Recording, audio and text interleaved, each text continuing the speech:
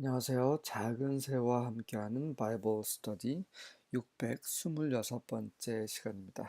오늘은 The Poisonous Stew Purified, 독이 있는 죽이 혹은 국이 정화되다, 깨끗하게 되다라는 제목으로 열왕기하 4장 38절부터 41절까지 함께 살펴보도록 하겠습니다. 38절입니다.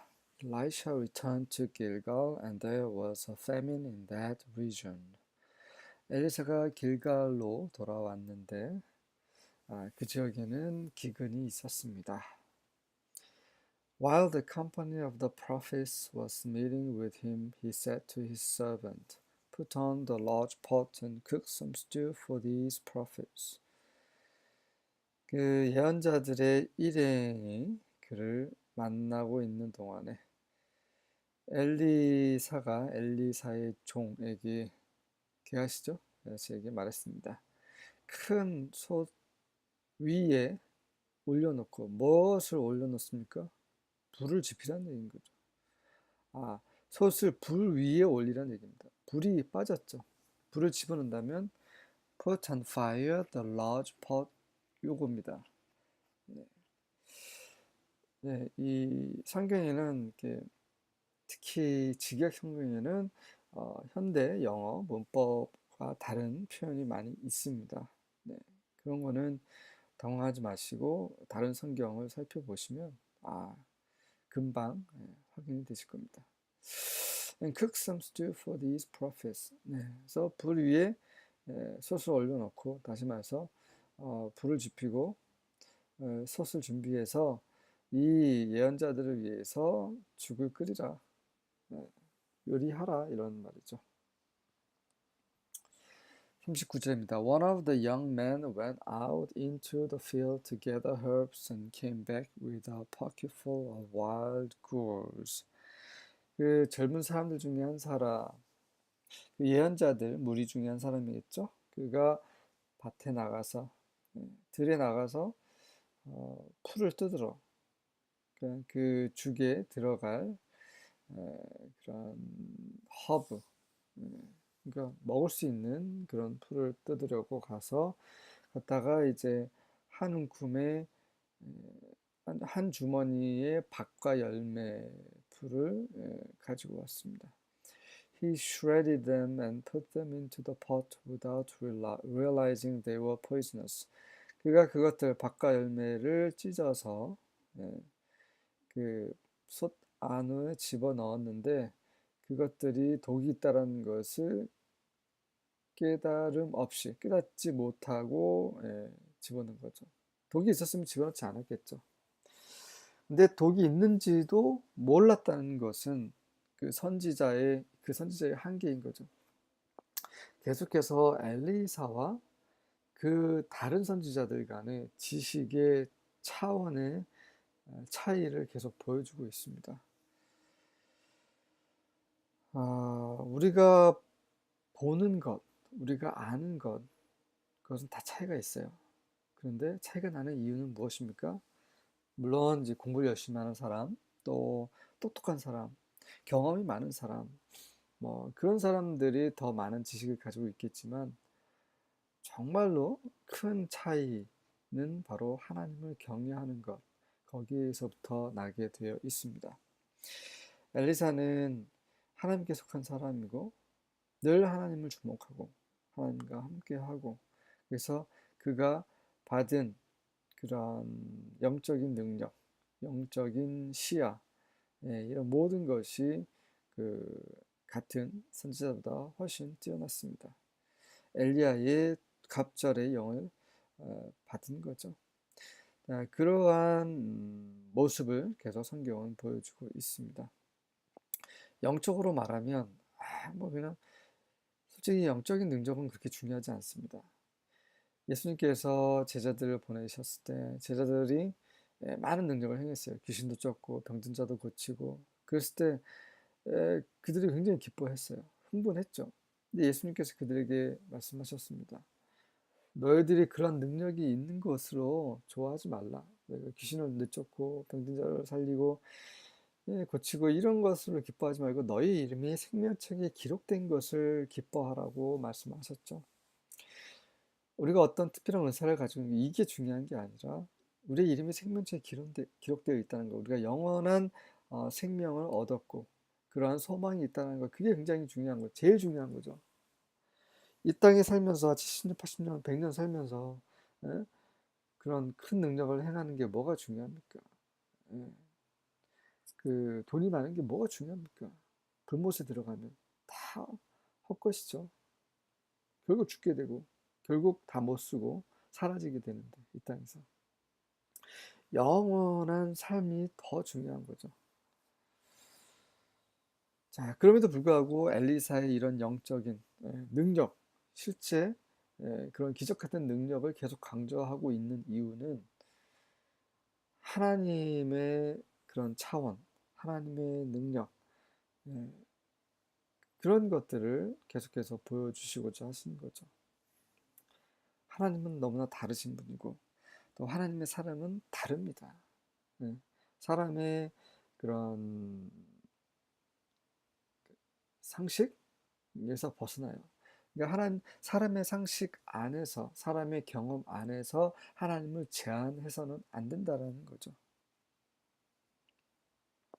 사람의 상식에서 벗어나는 행동을 엘리야가 또 하고 있는데 어떤 행동을 하는지 계속 보겠습니다. 40절입니다. And they poured out some for the man to eat.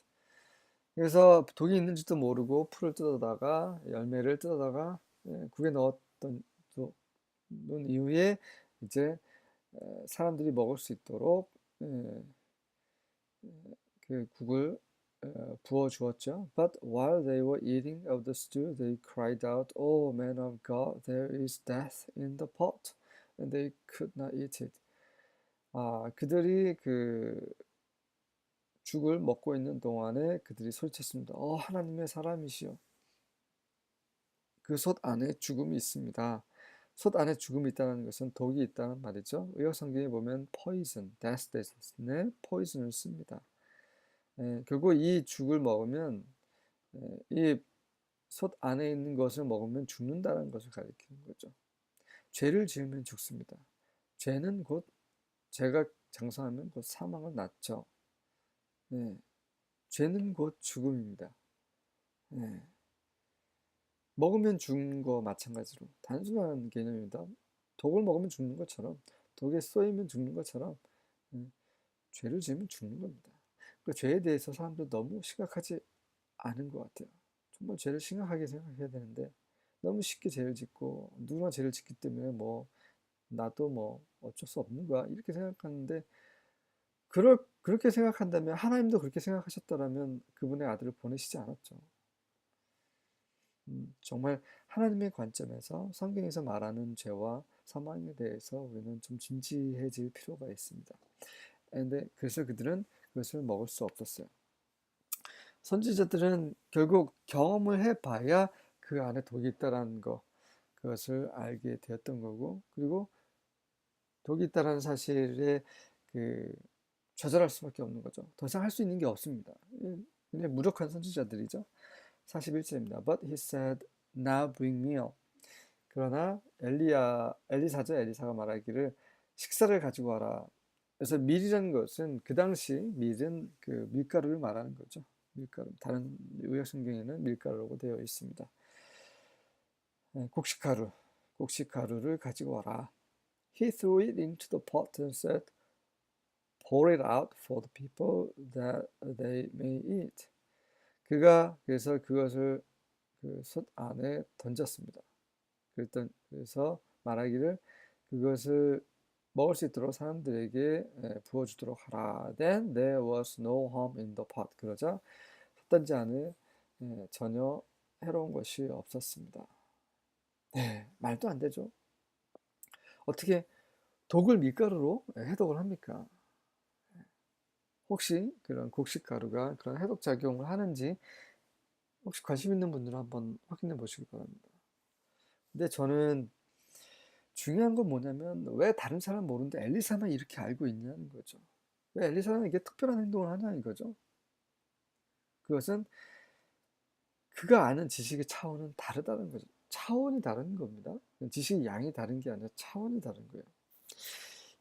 2차원에 있는 존재는 3차원의 세계를 이해할 수가 없습니다. 우리는 3차원에 살고 있는 거죠. 그렇죠? 하지만 4차원에 살고 있는 존재가, 그보다 더 높은 고차원에 있는 존재가 갑자기 우리에게 임하면 이해하기 쉽지 않습니다.